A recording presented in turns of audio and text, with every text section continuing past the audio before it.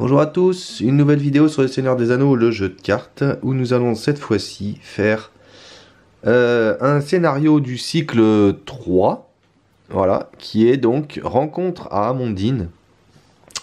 Et toujours avec le même deck, c'est la dernière fois que je vais faire une vidéo, je pense, avec ce deck, mais je voulais quand même refaire une vidéo avec, parce que déjà je l'aime bien jouer, j'aime bien le jouer quand même, malgré tout, mais c'est vrai qu'il n'est pas très performant.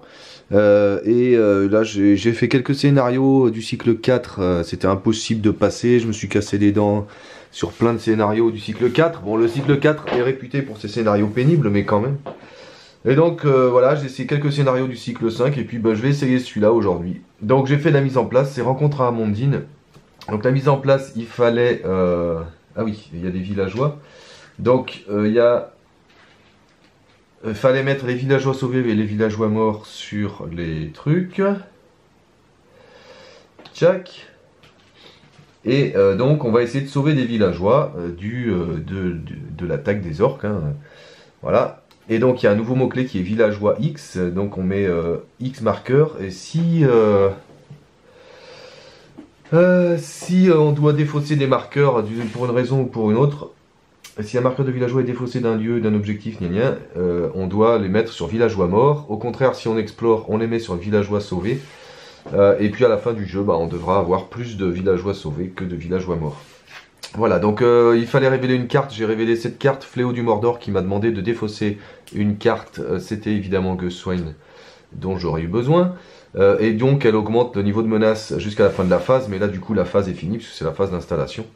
Donc on commence, j'ai fait ma main de départ, j'ai pas fait de mulligan, parce que j'ai l'intendant et j'ai l'épée qui fut brisée, donc ça me suffira, et donc on commence avec Fier Chasseur et 3 ressources. Donc, comme j'ai l'épée qui fut brisée, généralement je mets l'intendant du Gondor sur, et surtout comme il n'y a pas pour l'instant d'ennemis pour Éomer, je mets l'intendant du Gondor sur Aragorn, parce qu'une fois qu'il aura l'épée qui fut brisée, il sera automatiquement tactique et commandement, et donc du coup j'aurai plus de ressources dans les deux. Donc voilà, j'ai fait l'intendant, évidemment je l'incline, pour avoir 2 supplémentaires. Et du coup, du coup là il n'est pas commandement encore. Donc là je peux pas mettre l'épée qui fut brisée. Ah oui, donc c'est bête. Ah oui, zut, c'est bête, c'est ce que je viens de faire, là, parce qu'il n'est pas commandement encore. Il le sera quand j'aurai l'épée qui fut brisée. Alors peut-être qu'il vaut mieux que je le mette l'intendant sur un Martiul. Bon, non, allez, tant pis. On va tenter comme ça. De toute façon, j'ai des sous ici. Eh oui, mais c'est des sous commandement qu'il me faut. De toute façon là, pour 2, je peux jouer Gutlaf puisque j'ai un héros Rohan, donc lui il coûte que 2. Ou alors... Oui, de toute façon j'ai que ça à faire. Ouais, mais alors, comment je vais faire l'épée qui fut brisée? Il va me falloir attendre 2 tours.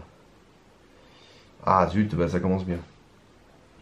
Non, je vais mettre l'épée qui fut brisée sur Éomer comme d'hab. Ouais, non, allez, donc pour 2, on va tenter comme ça, on verra bien. Je fais venir donc Gutlaf pour 2 seulement, puisque j'ai un héros Rohan en jeu. Ouais, on verra si... Ouais. Donc là, à la fin du tour, défausser un marqueur de villageois de la grange incendiée. Donc si je défausse un marqueur, il ira sur villageois mort. Donc ce que je vais essayer de faire...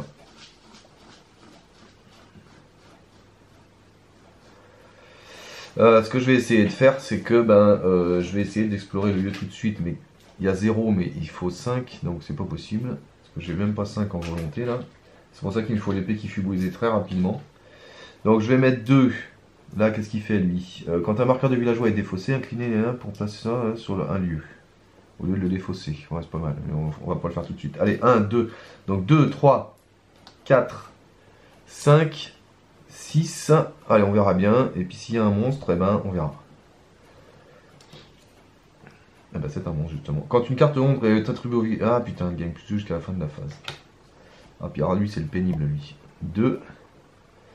Donc 2, moi j'ai 6, je gagne 4, 1, 2, 3, 4, 1, 2, 3, 4.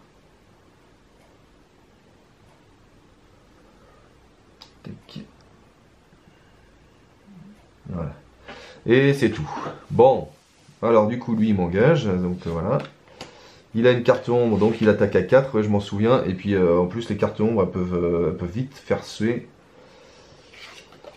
Pas d'effet d'ombre, ouf. Donc j'ai 4 sans défense. Et ben, il n'y a que Aragorn qui peut se taper un 4 sans défense. Bon, c'est un premier tour, ma foi, pas très très avantageux. Donc, tour 1 fini. On redresse. On augmente de 1. Et du coup, il y a un villageois qui est mort. Puisque, à la fin du tour, défaussé un marqueur de villageois de la grange incendiée. Donc, il y a un villageois qui s'est fait cramer. Je prends une carte. J'ai des ressources. 1, 2, 3, 1, 2, 3. Et c'est là que je vois que... 3 sur Aragorn, évidemment. C'est là que je vois que j'aurais dû mettre mon intendant sur Amartul. C'était une erreur. Donc là, il faut que je garde ça parce que je voudrais jouer l'épée qui fut brisée le coup d'après. Je vais déjà jouer, évidemment, un remède pour soigner de 1 Aragorn. Pour 1... Ah bah non, il n'est pas commandement encore, lui. Ah zut, il n'est pas commandement. Donc bah non, pour 2, je vais tout de suite jouer mon garde. Et je vais essayer de garder les ressources pour plus tard, pour essayer d'avoir mon épée le coup d'après. Donc, là, il me faut un défenseur pour lui. Lui, il peut défendre, il défend pas mal. Quand une carte ombre, elle gagne. Ah ouais, donc lui... Ah non, il attaquait à 3, pas à 4. Il a que 1. 1 plus 2. Ah donc, j'ai un dégât de moins. Donc, j'avais 3 dégâts. Ah bah non, mais pourquoi j'en ai mis 4? Oui, c'est ça, j'ai un dégât de moins. J'avais 3 dégâts et grâce au remède, j'en ai plus que 2. Voilà, c'est ça. Bon, je croyais qu'il attaquait à 2. Alors lui, il faudrait s'en débarrasser. Il faut que 3 d'attaque pour s'en débarrasser, puisque grâce à Aragorn, on est bon. Donc, ce que je vais faire, c'est que je vais envoyer... Lui, il peut défendre à la limite. Ou lui, hein, peu importe. Donc, je vais envoyer Aragorn pour 2. Il y a toujours 0 dans la ZC, ça c'est bien. Là, 3. Ce serait bien que ça suffise. J'ai qu'un marqueur à faire là. 3, ça suffirait. Ce serait bien. Alors, on va tenter 3. 3, ça m'étonnerait que ça suffise quand même. J'enverrai bien... Ah non, si je me prends un ennemi après. Allez, 3. 2, cool. Villageois 3. Donc, villageois 3. 1, 2 et 3. Tant que le hameau machin est dans la zone de cheminement, quand une carte traîtrise est révélée du deck en rencontre, défausser un marqueur du villageois. Ok, bon bah donc, de toute façon on va explorer. Donc bah je gagne un tout pile, alors ça quand même, cool coup de bol. Donc 1, voilà, donc j'ai exploré ça, et donc mes 3 villageois de la grange, ils sont sauvés. Et ça va en pile de victoire, qu'on mettra ici. Voilà, j'ai 3 villageois sauvés, un villageois mort. Ensuite lui... Eh ben, je vais voyager vers lui. Donc du coup, tant que le hameau est dans la zone de cheminement, donc il n'est plus dans la zone de cheminement, donc il n'y a pas d'effet. On va s'occuper de lui. Alors, est-ce que c'est un peu dangereux de défendre avec Alcaron, parce que je préfère défendre avec Amartul. Il défend à 3. Il attaque à 1, 2, 3, puisqu'il a une carte ombre. Si cette attaque détruit un personnage, défausser un marqueur de village. Non, de villageois, ni. Donc non, cette attaque ne détruit pas, il attaque à 3, je défends à 3 et c'est bon. Ensuite, moi j'attaque avec Éomer par exemple, il attaque à 3, il défend à 0. Donc, bim, il est mort. Voilà, je vais tout de suite jouer Fier Chasseur. Vous ne pouvez jouer cette carte que si vous contrôlez, ça c'est bon. Et donc quand un ennemi est détruit lors d'une attaque à laquelle participe le héros, ajoutez X ressources à la réserve de ce héros. Voilà, donc 2 ressources, puisque c'est égal au niveau de menace de l'ennemi détruit. Donc ça me fait toujours 2 ressources de plus.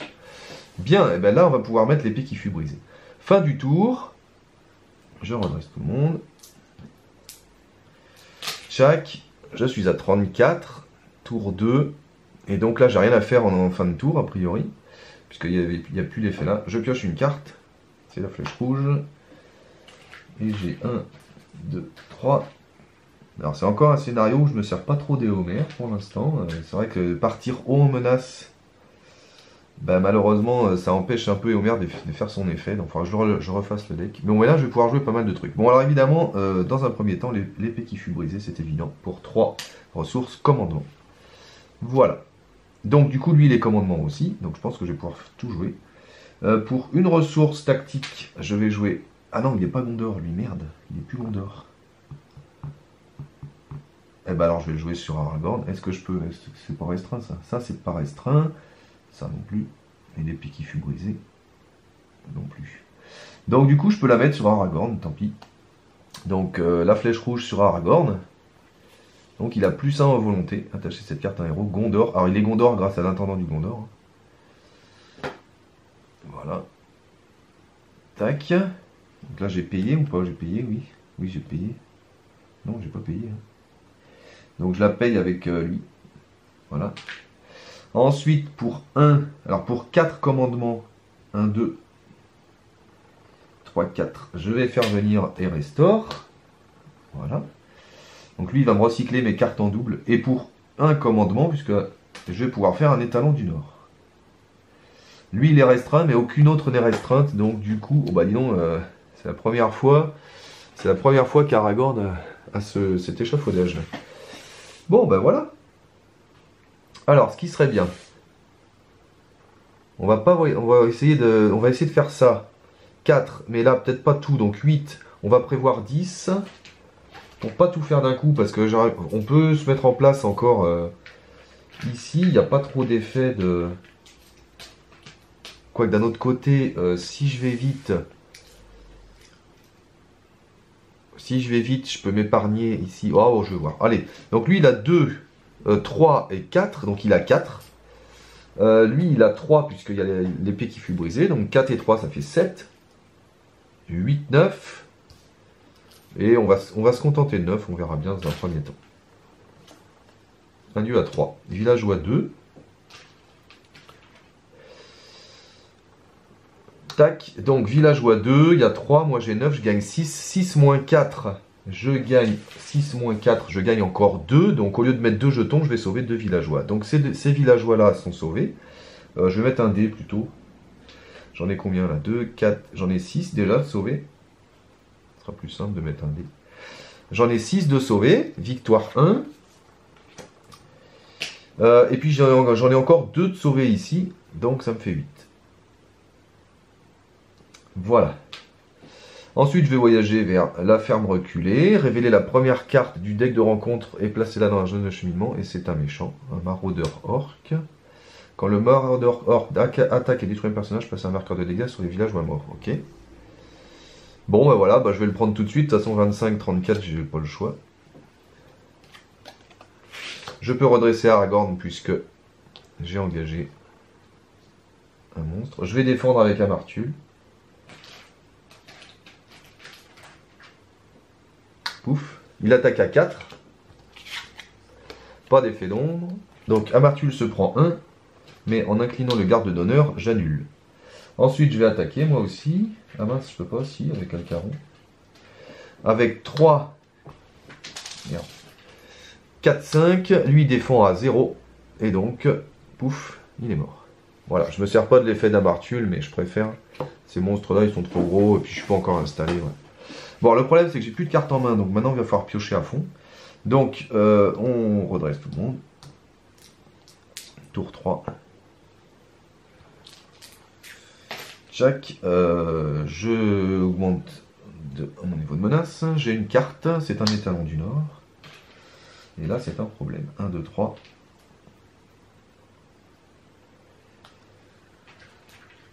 Un et 1. Bon, je vais jouer mon étalon du Nord, hein, je peux le faire, autant le faire. Donc avec Aragorn, par exemple, non pas avec Aragorn, avec Amartul. Voilà. Et donc, je vais le mettre à Amartul. Voilà, comme ça, j'ai 2... Bon, en même temps, ça sert pas à grand chose parce que s'il va en quête, il va à 1, mais bon, c'est toujours 1. Bah non, 2, grâce à l'épée qui fut brisée. Donc c'est quand même, voilà. C'est quand même utile, et comme ça, j'ai 2 héros qui se redressent. Bon, et on va essayer de passer la quête. Tant pis, après tout. Alors, donc, j'ai 4 avec lui, 2, 3, 4. 3, 4. 4 et 3, ça fait toujours 7. Je vais mettre 8, 9. Et comme ça, on est bon, je pense. 9. Je pense que je passe avec 9. Tchouk. Une fois révélé, chaque joueur défausse la première carte de son deck. Jusqu'à la fin de la phase, augmenter de X le total de la zone de cheminement, X étant la somme, donc 2. Bon, c'est pas bien méchant, puis en plus, c'est attendant du Gondor, j'ai déjà, donc. Donc, il y a 2, moi j'ai 9, donc je gagne 7. 7 moins 3. Donc ces villageois, ils sont sauvés. 7 moins 3. 7 moins 3, je gagne encore 4, et ceux-là sont sauvés aussi, donc j'en ai 5 de plus. Et ça va en pile de victoire. Donc j'ai 5 villageois de sauvés. Je suis donc à 13 sur les villageois sauvés. Du coup, là, on a sauvé tout le monde. Voilà, donc on passe à l'étape suivante. Protéger les villageois. Les orques, machin, une fois arrivé, placer Gulat, c'est lui, Gulat, là. Tac, dans la zone de cheminement. Ensuite, si une attaque est sans défense, défausser X marqueurs de villageois, des villageois sauvés au lieu de blesser un héros, d'accord. Donc on peut transférer des villageois sauvés vers, enfin on peut sacrifier des villageois pour les rendre morts. Si les joueurs passent cette étape, la partie prend fin, ensuite on compare. Bon, donc on peut très bien aller très vite en fait ici. Ici, quand Gulat attaque, elle passer un marqueur de dégâts sur les villageois morts, ok.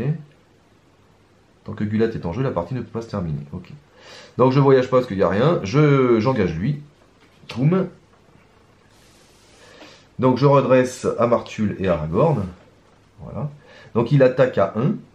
X est le nombre de marqueurs de dégâts sur les villageois morts. Ouais, il attaque à 1 pour l'instant. Du coup, est-ce que ça vaut le coup de le... En plus, il n'est pas immunisé aux effets de carte. Ah si, parce que dans les attaques sans défense, voilà, je suis obligé de défausser X marqueur. Ah oui. Remarque, j'en ai 13, j'ai de la marge. Hein. À la limite. Est-ce que je peux le tuer là? Il défend qu'à 2 parce qu'il n'est pas immunisé aux effets de carte. Donc il me faut 7 et 2, 9. J'ai 3 et 3, 6 et 3, 9. Oh, bah oui, je sais largement les 9. Bon, si, il faut que je défende, ça sert à rien de... Ici, on va défendre, ça sert à rien de prendre de risques. 3, 4, 5, 6, 7, 8, 9. J'ai 9. Bon, je vais défendre avec Gutlaf, parce que de toute façon, je peux toujours... Voilà, je peux toujours annuler le dégât. Donc, je défends avec Gutlaf, il attaque à 1.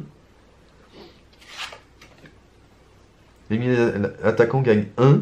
Donc, il attaque à 2. Il a une carte ombre supplémentaire. L'ennemi attaquant gagne 1, donc il attaque à 3, il a une carte ombre supplémentaire. Oh non, mais c'est pas vrai, il attaque à 4, il a une carte ombre supplémentaire. Attribue à l'ennemi attaquant X cartes ombre supplémentaires, X étant le nombre de jeux à partie, donc il en a une de plus, il attaque toujours à 4. L'ennemi attaquant gagne 1, plus 2 si cette attaque est sans défense. Donc il attaque à 5. Eh ben punaise, Gutlaf, il va mourir. Allez, 5, il attaque à 5. Donc lui défend à 2, il se prend 3. Bah, tant pis, hein, je pourrais annuler un dégât avec le garde d'honneur, mais même avec un dégât annulé, Gutlaf, il est mort, donc bon, bah tant pis. Alors, est-ce que s'il y a un personnage détruit ou quelque chose, si une attaque est sans défense, non. S'il y a non. Si marqueur c'est un marqueur, non. Non, il n'y a pas, a priori, quand je perds un personnage, il ne se passe rien de particulier. Donc, bah voilà. Quand il attaque, lui, je place un marqueur sur les dégâts sur... Je place un marqueur sur les villageois morts. Et c'est à moi d'attaquer. Bah, je vais le maraver, mais il m'aura tué Gutlaf. Alors qu'il attaquait qu'à... Alors c'est pour ça que je déteste ces cartes-là, parce que sur l'ennemi qu'on a eu tout à l'heure, ce genre de carte, ça fait très mal, parce qu'elle gagne 2... Enfin bon, on en reparlera à la fin de la partie. Bon bref, donc là, moi, c'est à moi d'attaquer. J'attaque à 3, et 3, 6, et 3, 9, et il meurt. Pum, allez. Parce qu'il défend à 2 avec Aragorn. De toute façon, j'avais même encore le Seigneur Alcaron. Voilà, c'est ça. Hein. Donc, victoire. Hop, il est mort. Et du coup, maintenant, je peux passer ça. Donc, fin du tour. Tac, tac. 34, 36. Tour 4. J'ai une carte. Est-ce que je vais pouvoir la jouer? Oui. 4. Donc, 3 sur Aragorn. 1 sur Amartul. Et 1 sur Éomer. Et je vais jouer mon chevalier de DL pour 4. 1, 2, 3 et 4. Ouf. Et bah, est-ce qu'on peut faire 15? Ça m'étonnerait qu'on puisse le faire en un seul tour. Donc, on va quand même prévoir de pouvoir défendre. Je pourrais faire ma petite manip. Ouais, je vais attendre que Martul soit blessé. Donc, est-ce qu'on engage tout le monde? Peut-être pas. Au pire, je peux payer 1 pour le redresser. Lui, donc lui, il y va pour 3. Et 3, 6, 7, 8, 9, 10. Je peux le redresser, lui. 11, 12. Allez, 12. On va se contenter de ça. Il nous faudra un deuxième tour, mais... Bon, a priori, 12. C'est un... Oula. Aigle affamé. Une fois révélé, défausser le personnage auquel il reste le moins de points de vie. Oula vache. Le contrôleur de ce personnage peut défausser 3 cartes prises au hasard dans sa main pour annuler cet effet. Ah bah oui, mais non. Défausser le personnage auquel il reste le moins de points de vie. Lui, il en reste 3, lui, il en reste 3, lui, il en reste 4, lui, il en reste 3, lui, il en reste 3, lui, il en reste 3, lui, il en reste 3. Donc, heureusement qu'Aragorn s'est soigné. Oh la vache. Heureusement qu'Aragorn s'est soigné, parce que dis donc, j'étais mal. Alors, lequel j'enlève? Bah, mon garde d'honneur, j'ai pas envie de... Allez, j'enlève le garde d'honneur. Pouf. Voilà. Oh bah dis donc, ça peut faire très mal ça. Donc il y a 3. Moi j'ai 12. Je gagne donc 3 moins 12. Je gagne donc 9. 1, 2, 3. 4 et 5.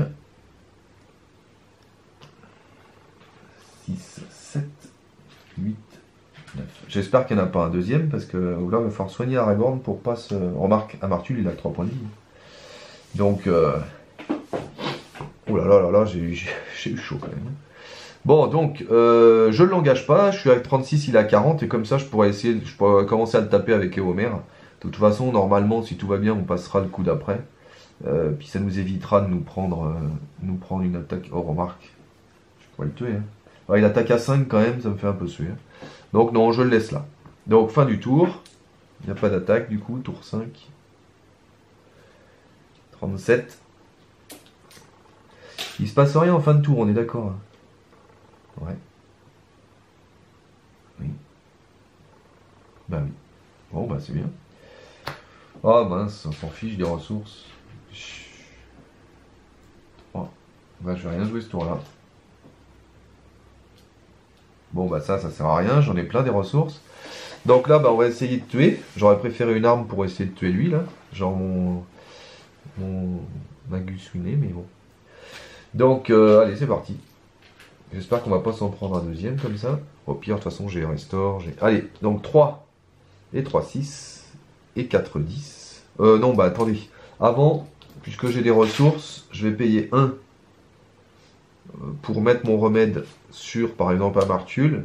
Je vais payer 1 pour remettre le remède sur Aragorn. Voilà. Moi, je pourrais presque refaire la même. Ouais, allez. Je paye 1 pour mettre mon remède sur Amartul et 1 pour le remettre sur Aragorn. Voilà. Il y a 2 ressources de Amartul qui n'ont servi à rien puisqu'il n'était pas blessé, mais au moins, voilà. 5 points de vie, c'est pas... De toute façon, j'ai fier chasseur, donc si je tue un ennemi ce tour-là, je récupérerai mes ressources. Donc maintenant, on va en quête. Donc 3, et 3, 6, et 4, 10, 11 et 12, comme tout à l'heure. 12, il y a 3. Une fois révélé, défausser un marqueur de villageois du lieu actif. Je peux pas. Si aucun marqueur de villageois n'est défaussé par cet effet, renfort. Et un lieu à 2, villageois 3. 3, tant que le hameau dans la zone de cheminement, quand une carte traîtrise est révélée, défaussée, on s'en fout. Là. Donc il y a 3, 4, 5, 6, 7. Moi j'ai 12, je gagne 5. Ah bah ça suffit pas, il me manque 1, dis donc. Ah oui, je voulais faire l'effet des Homères sur l'aigle, flûte. J'ai oublié. Ouais, tant pis. C'est la seule fois où je peux utiliser l'effet des Homères, je l'oublie. En plus, le 1 de quête, c'est le 1 qui me manque. 3, 4, 5, 6, 7. Et moi j'ai 12, je gagne 5 alors qu'il me fallait 6. Ça c'est ballot. Ça c'est vraiment ballot. Donc je vais voyager vers lui. L'aigle, je le laisse là. Par contre, j'engage lui, obligé. Tac, donc comme j'engage lui, je redresse tout le monde. Enfin, je redresse les 2 héros.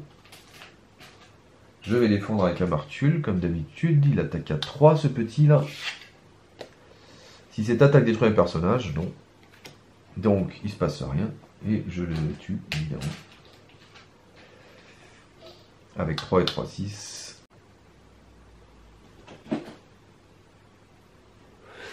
Voilà, il n'y avait même pas besoin de 6. 3 suffisait, puisqu'il défend à 0. Et voilà.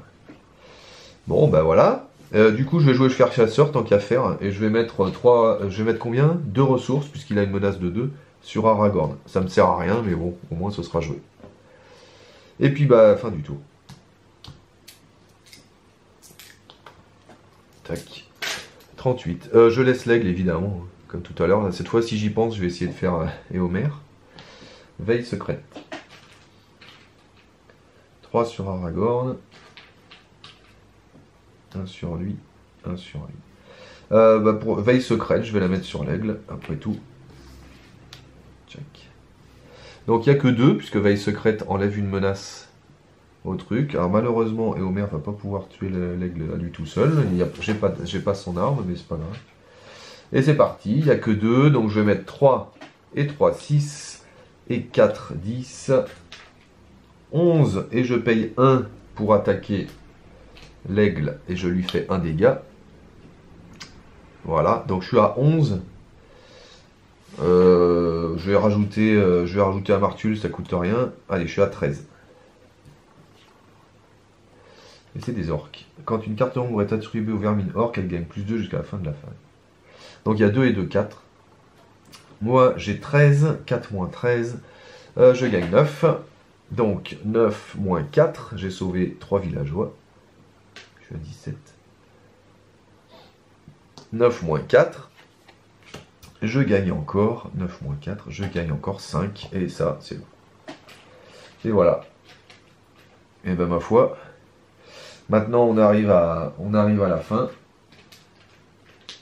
Et donc si les joueurs passent cette étape, la partie prend fin. Comparez le nombre de marqueurs villageois sauvés sur le nombre de marqueurs villageois morts. Et ben on est bon. Évidemment, 17 à 2. Bon, voilà. Ouais. Bon, bah c'était... Alors pour le coup, c'était facile. Peut-être un peu trop, d'ailleurs. Alors à moins que j'ai eu un bon départ. Parce que c'est vrai que ma traîtrise qui fait rien... En première carte révélée, j'ai une traîtrise qui me fait absolument rien. Mais bon, d'un autre côté, elle m'a défaussé Guswiné quand même.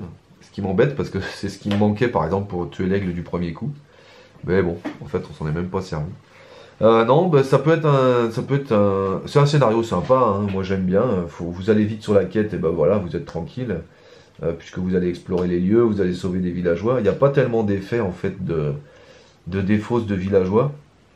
Je l'ai pas souvent raté, hein, c'est un scénario difficulté 5, noté difficulté 5, mais en fait il est plus bas que ça hein, par rapport aux critères des cycles actuels.